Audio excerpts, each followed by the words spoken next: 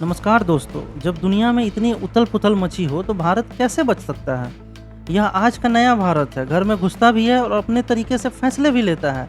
अब दुनिया में हर बड़ी हलचल को समझना पहले से कहीं ज़्यादा ज़रूरी हो गया है। तो आइए तमाम बड़ी खबरों पे नज़र डालते हैं। अमेरिका ईरान की जंग का भरोसा टूट चुका है। ईरान के मुद्दे पर अमेरिका के अंदर से ही एक धमाकेदार खबर लीक हुई है। एक बड़े अधिकारी ने सैन्य विशेषज्ञ को ईमेल भेजकर पूछा है, हमें ईरान को सजा देने के लिए नए और रचनात्मक तरीके चाहिए। जब सरकार के अंदर से ही ऐसे ईमेल लीक होने लगे तो समझ जाइए हालात कितने संगीन हैं। दूसरी तरफ ईरान ने अमेरिका के साथ किसी बातचीत से साफ इनकार कर दिया, जिस पर ट्रंप भड़क गए और ईरान के नेता को सीधा दोगला कह डाला। लेकिन असली ट्विस्ट यहाँ है, अमेरिका ने ईरान पर हमला करने की तैयारी की थी, लेकिन आखिरी वक्त में उसे रद्द कर दिया। ट्रंप ने दावा किया कि ईरान ने खुद हमला रोकने की गुजारिश की थी, पर ईरानी मीडिया ने ट्रंप को बुरी तरह ट्रोल करते हुए लिखा, मूर्ख की हवा निकाल दी। यानी जिस जंग को ट्रंप अपनी जीत बता रहे थे, ईरान उसी को उनकी हार बता रहा है। और सबसे चौंकाने वाली बात, अमेरिकी सेना के अपने ही कमांडरों ने पेंटागन को चेतावनी दी है कि इजराइल की सुरक्षा के लिए उनके पास पर्याप्त हथियार और जहाज नहीं बचे हैं। 5 महीने की लगातार जंग के बाद भी कोई नतीजा नहीं निकला और अब सवाल सिर्फ जीत या हार का नहीं है, बल्कि अमेरिका की असली ताकत पर खड़ा हो गया है। इसी बीच ईरान के अंदर सख्ती बढ़ गई है। 20 साल के एक प्रदर्शनकारी को फांसी दे दी गई है। फांसी से पहले उसने अपने परिवार को आखिरी बार कहा, मुझे भूलना मत, हम वतन की आज़ादी के लिए खड़े हुए थे। यह लाइन सुनकर पूरी दुनिया में सन्नाटा छा गया है। अब बात करते हैं पाकिस्तान की, जो अंदर से ही ढहता हुआ देश है। पाकिस्तान की जहां हालत हर दिन और बिगड़ते जा रही है। पाकिस्तान के गृह मंत्री मोहसिन नकवी ने खुद स्वीकार किया कि देश के इतिहास का सबसे बड़ा घोटाला सामने आया है, जिसमें जज, नौकरशाह, नेता और बैंकरों तक शामिल है। जब खुद गृह मंत्री यह कह दे कि पूरा सिस्टम धंस चुका है, तो सोचिए हालात कितने गंभीर है। और अब वो खबर जो पाकिस्तान के लिए सबसे बड़ा झटका बन सकती है।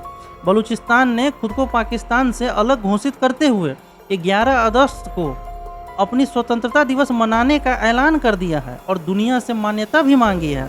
इसी बीच पाकिस्तान अधिकृत कश्मीर यानी पीओके में हालात इतने बिगड़ गए हैं कि वहां सेना की कार्रवाई में अब तक 34 प्रदर्शनकारी मारे जा चुके हैं।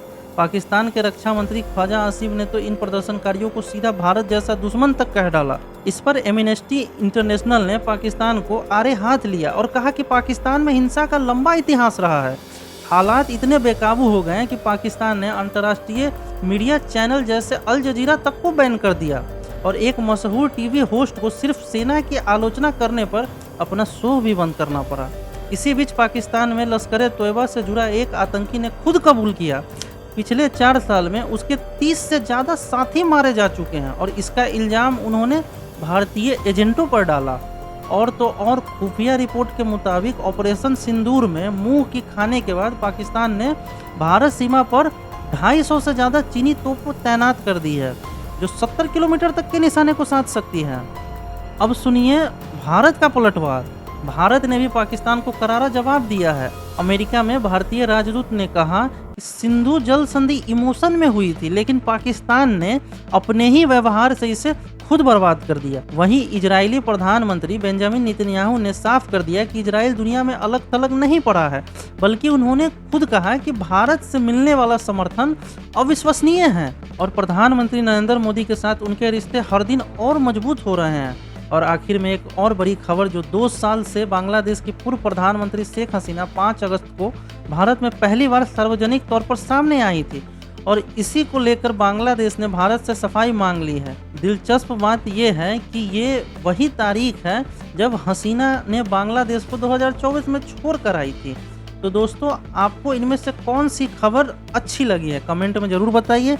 वीडियो पसंद आया तो लाइक कीजिए, सब्सक्राइब कीजिए और चैनल को शेयर करना मत भूलिए।